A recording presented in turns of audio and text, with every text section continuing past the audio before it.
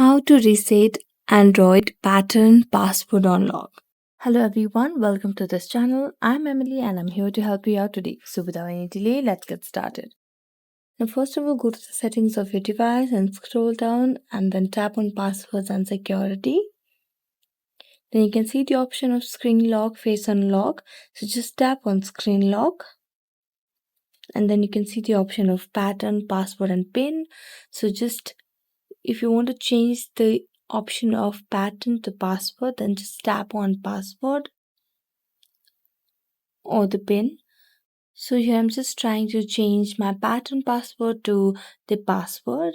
So just tap on password and wait for a while, tap on got it, and you can change your password.